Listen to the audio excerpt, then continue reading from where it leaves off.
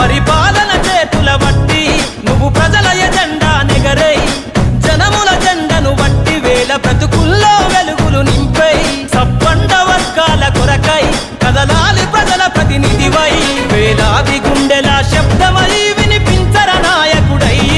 వేలాది గుండెల శబ్దమై వినిపించర నాయకుడై యువకులు రాజకీయాలను చేతబట్టి సరికొత్త చరిత ముద్రించై